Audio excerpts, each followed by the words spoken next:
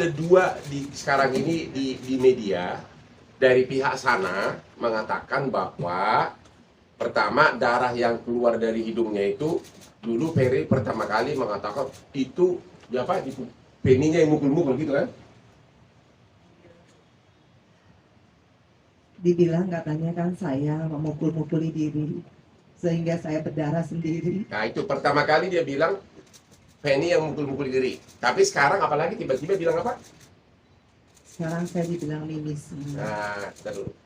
Jadi dari pihak sana dua argumennya sudah bertolak belakang satu sama lain. Pertama disatakan dia mukul diri sendiri, yang kedua sekarang apalagi pengacaraan juga mengatakan itu mimisan katanya kan. Nah, itu kira-kira ada lagi yang mau dijelaskan soal itu? Gak ada. Khusus itu dulu biar topiknya ini menarik gitu loh. Apa? To the point. Ada nggak pertanyaan soal itu? Mimisan ada tiga nih. Satu, dia mengaku adalah korban KDRT. Yang sana mengatakan dia mukul diri sendiri.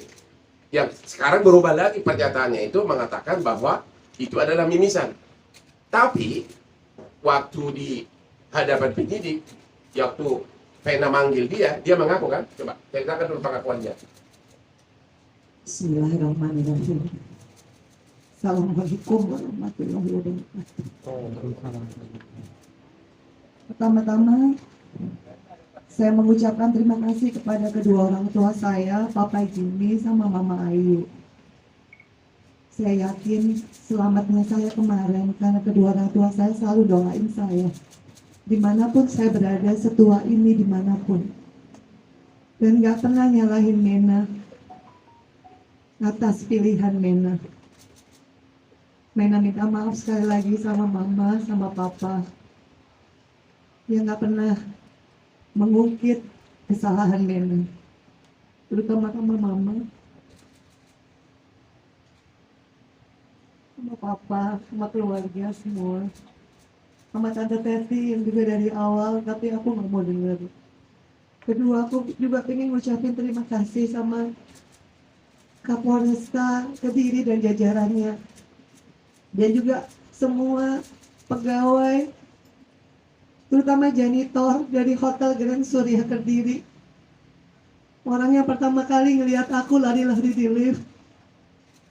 Tanggal 8 Januari 2023 jam 8 lebih, aku nggak tahu jam berapa. Di janitor itu Mbak siapa? Aku mau sampai lupa namanya Mbak. Terima kasih. Dialah orang yang kasih BAP kemarin. Aku nggak tahu siapa namanya, tapi dia yang manggil Satpam Hotel Grand Kediri.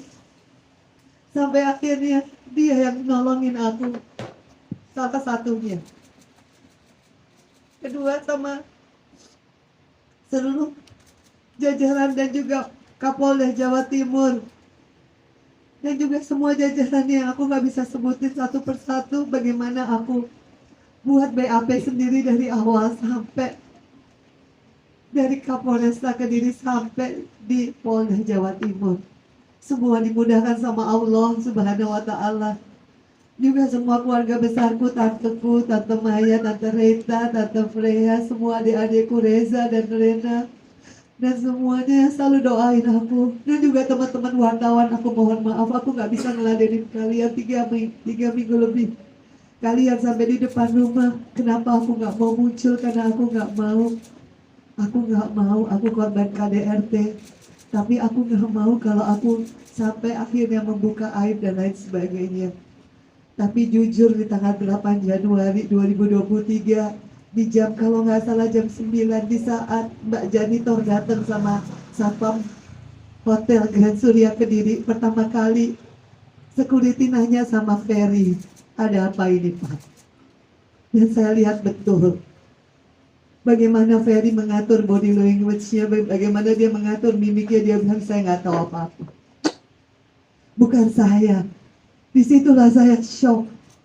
Disitulah saya sadar ini bukan imam saya. Tapi saya masih nunggu kehadiran polisi. Dan benar gak berapa lama setelah saya bisa berhasil menghubungi lewat video call, dan kebetulan yang ngangkat adalah ketua DPD dari partai. Dia kaget disangka saya kecelakaan. Saya bilang saya bukan kecelakaan, saya disakitin sama suami saya, tolong saya. Akhirnya polisi datang sama Mas Didi namanya. Dia saya rasa orang kedua yang melihat saya berdarah-darah via video call. Karena begitu saya berhasil menghubungi Mas Didi, tidak ada penyerangan berikutnya karena live kan. Habis itu datanglah Pak Yanuar Intel dari Kapolresta Kediri menanyakan kembali kepada Ferry, ada apa ini Pak? Itu di TKP, saya masih berdarah, darah masih ada di lantai, masih banyak orang dari Grand Surya Kediri. Kemudian dia bilang lagi, saya nggak tahu apa-apa, bukan saya. Di situ benar-benar saya tersadar, tidak ada pilihan lain kecuali saya melanjutkan laporan polisi karena itulah jalan yang harus saya tempuh. Kalaupun dia suami khilaf, dia tidak akan membiarkan saya atau menghalang-halangi saya untuk meminta pertolongan. Saya sudah ceritakan semua lengkap di BAP bagaimana survive-nya saya selama setengah jam lebih.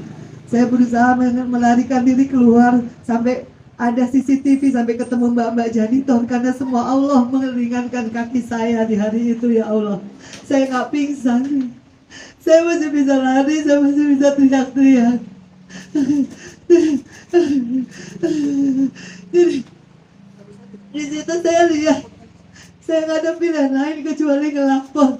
Waktu Pak Januar bilang, Bu, Ibu ini masih internal suami istri, Ibu mau apa?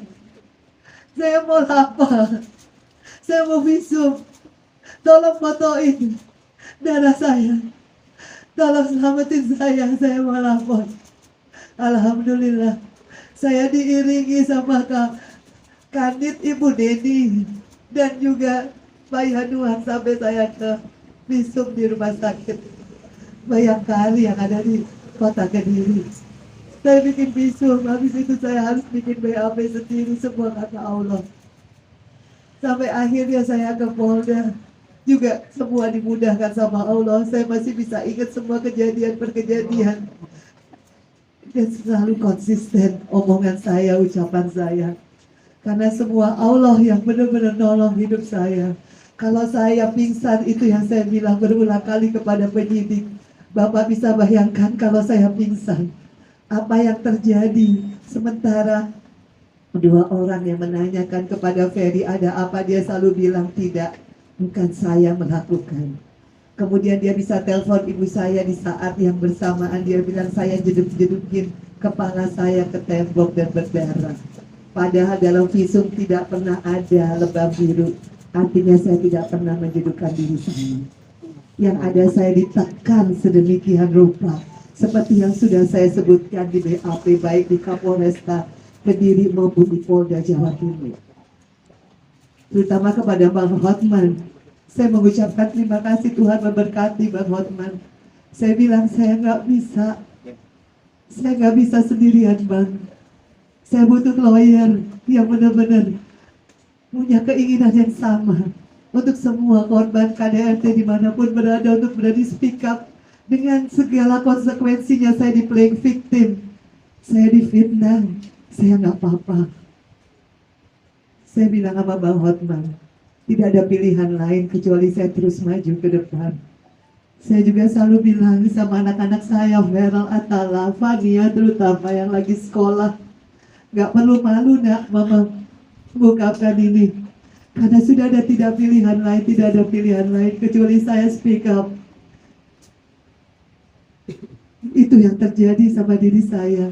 Dan jujur Bang, saya tidak pernah sakit hati. Saya tidak pernah menyalahkan keluarga Ferry karena saya maklum selama Ferry Irawan tidak pernah berkata jujur, selama itu pula keluarganya juga akan bingung. Itu sudah sangat normal. Makanya saya waktu Bang Hotman tanya kapan Ferry mengaku bersalah, dia buat video di saat dia ditahan di Polres Kediri. Dia buat video, ada berapa video, meminta maaf kepada saya. Saya juga nggak tahu kenapa video itu beredar. Yang seperti kalian lihat, kalau orang tidak bersalah, buat apa dia minta maaf sampai menangis? Itu satu.